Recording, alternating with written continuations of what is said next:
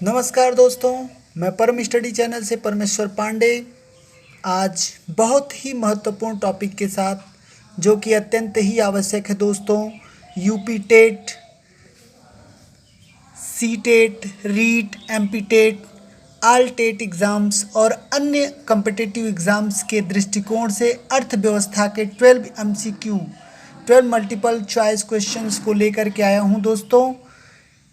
और सबसे पहले मैं यह कहना चाहूँगा कि यदि आप मेरे चैनल पर नए हैं तो प्लीज़ चैनल को सब्सक्राइब अवश्य कर दीजिए दोस्तों, और टॉपिक अच्छा लगे तो लाइक भी अवश्य करिएगा।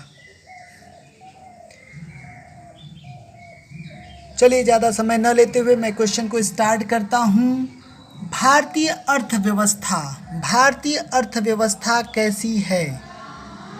पूंजीवादी अर्थव्यवस्था है, साम्यवादी अर्थव्यवस्था है, स्वतंत्र अर्थव्यवस्था है या मिश्रित अर्थव्यवस्था है? भारत की अर्थव्यवस्था कैसी है दोस्तों?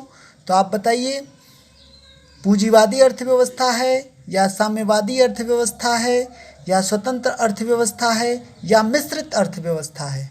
तो भारत की अर्थव्यवस्था मिश्रित अर्थव्यवस्था, इसी के साथ ऑप्शन नंबर डी सही होगा। क्वेश्चन नंबर 2, भारत में अधिकतर बेरोजगारी है। भारत में अधिकतर बेरोजगारी कैसी है? तकनीकी, ऑप्शन बी चक्रीय, ऑप्शन सी घर्षणात्मक, ऑप्शन डी संरचनात्मक। तो दोस्तों, भारत में बेरोजगारी कैसी है? तकनीकी है, चक्रीय है, घर्षणात्मक है या संरचनात्मक है? तो भारत में अधिकतर बेरोजगारी संरचनात्मक है। ऑप्शन नंबर डी पर सही का टिक होगा। क्वेश्चन नंबर 3, बंद अर्थव्यवस्था क्लोज्ड इकोनॉमिक्स से आप क्या समझते हैं?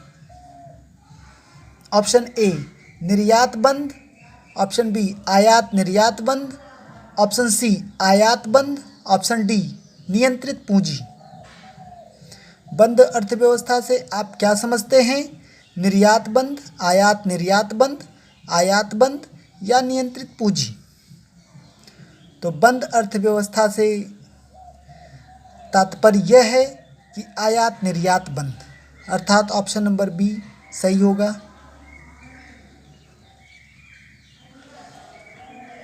क्वेश्चन नंबर 4, अंत्योदय कार्यक्रम का उद्देश्य था। अंत्योदय कार्यक्रम का उद्देश्य था ऑप्शन ए शहरी गरीबी दूर करना, ऑप्शन बी अल्पसंख्यक को उन्नत करना, ऑप्शन सी अनुसूचित जनजातियों के जीवन स्तर में सुधार करना, ऑप्शन डी गरीबों में सबसे अधिक गरीब की मदद करना। तो बताइए दोस्तों, कौन सा ऑप्शन सही है? ऑप्शन ए शहरी गरीबी दूर करना, ऑप्शन बी अल्पसंख्यक को उन्नत करना, ऑप्शन सी अनुसूचित जातियों के जीवन स्तर में सुधार करना, ऑप्शन डी गरीबों में सबसे अधिक गरीब की मदद करना। तो अंत्योदय कार्यक्रम का उद्देश्य था ऑप्शन नंबर डी सही है, गरीबों में सबसे अधिक गरीब की मदद करना। तो ऑप्शन नंबर डी पर सही का टिक होगा। क्वेश्चन नंबर 5, प्रच्छन्न बेरोजगारी एक विशेषता है। प्रच्छन्न बेरोजगारी एक विशेषता है उद्योग की, व्यापार की, कृषि की या यातायात की?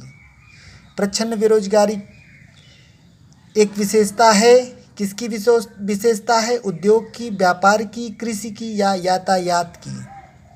तो दोस्तों, प्रच्छन्न बेरोजगारी एक विशेषता है कृषि की, इसलिए ऑप्शन नंबर सी पर सही का टिक होगा।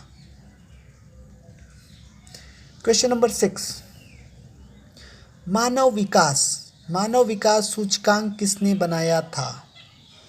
मानव विकास सूचकांक किसने बनाया था?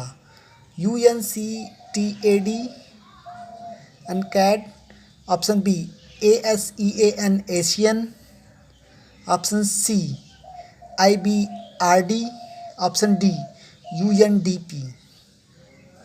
तो मानव विकास सूचकांक किसने बनाया था? UNDP ने बनाया था, इसलिए ऑप्शन नंबर डी पर सही का टिक होगा दोस्तों। क्वेश्चन नंबर 7, ऐसी अर्थव्यवस्था को क्या कहते हैं जिसका शेष विश्व में से कोई संबंध नहीं होता? ऐसी अर्थव्यवस्था को क्या कहते हैं जिसका शेष विश्व से कोई संबंध नहीं होता? ऑप्शन ए समाजवादी अर्थव्यवस्था, ऑप्शन बी समृद्ध या बंद अर्थव्यवस्था, ऑप्शन सी मुक्त अर्थव्यवस्था, ऑप्शन डी मिश्रित अर्थव्यवस्था। ऐसी अर्थव्यवस्था को क्या कहते हैं जिसका शेष विश्व से कोई संबंध नहीं होता? समृद्ध या बंद अर्थव्यवस्था, क्लोज्ड इकोनॉमिक्स कहते हैं, इसलिए ऑप्शन नंबर बी सही होगा। बी पर सही का टिक लगेगा।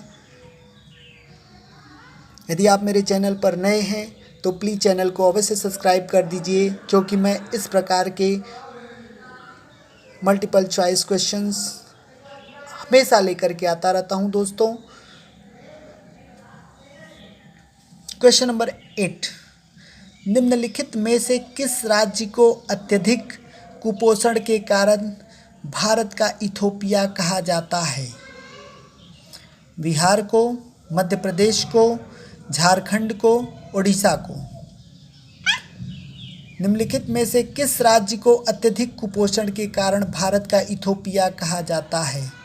बिहार को, मध्य प्रदेश को, झारखंड को, उड़ीसा को। ऑप्शन नंबर बी सही होगा, मध्य प्रदेश को। Question number 9, world development report किसका वार्षिक प्रकाशन है? IBRD का, IMF का, UNDP या option number D WTO। World development report किसका वार्षिक प्रकाशन है? IBRD, IMF, UNDP या WTO। तो वर्ल्ड डेवलपमेंट रिपोर्ट वार्षिक प्रकाशन है IBRD का, इसलिए ऑप्शन नंबर ए पर सही का टिक होगा दोस्तों। क्वेश्चन नंबर 10, किसी अर्थव्यवस्था में क्षेत्रों को सार्वजनिक और निजी में से किस आधार पर वर्गीकृत किया जाता है?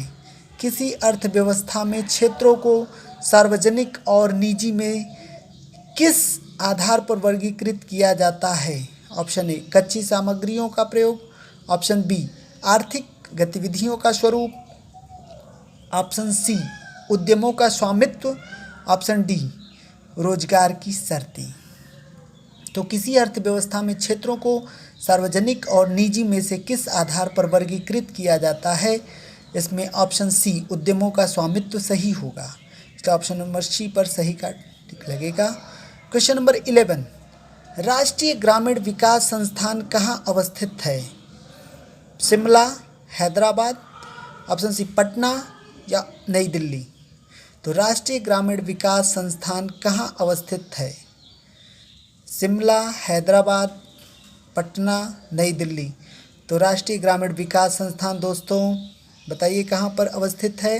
हैदराबाद, ऑप्शन नंबर बी पर सही का टिक होगा। क्वेश्चन नंबर 12, वैश्वीकरण। वैश्वीकरण ग्लोबलाइजेशन का अर्थ है। वैश्वीकरण ग्लोबलाइजेशन का अर्थ है अर्थव्यवस्था का एकीकरण, ऑप्शन बी वित्तीय बाजार का एकीकरण, ऑप्शन सी घरेलू अर्थव्यवस्था का वैश्विक अर्थव्यवस्था के साथ एकीकरण, ऑप्शन डी अर्थव्यवस्था के विभिन्न खंडों का एकीकरण। वैश्वीकरण ग्लोबलाइजेशन का अर्थ है दोस्तों, ग्लोबलाइजेशन का क्या अर्थ है? अर्थव्यवस्था का एकीकरण, वित्तीय बाजार का एकीकरण, घरेलू अर्थव्यवस्था का वैश्विक अर्थव्यवस्था के साथ एकीकरण, या ऑप्शन नंबर डी अर्थव्यवस्था के विभिन्न खंडों का एकीकरण। तो वैश्वीकरण ग्लोबलाइजेशन का अर्थ है वित्तीय बाजार का एकीकरण, इसलिए ऑप्शन नंबर बी पर सही का टिक होगा दोस्तों, वित्तीय बाजार का एकीकरण। आप मेरे चैनल पर नए हैं तो चैनल को सब्सक्राइब अवश्य करिए, और टॉपिक अच्छा लगा हो तो प्लीज़ लाइक और शेयर अवश्य करिएगा दोस्तों। इसी के साथ नमस्कार।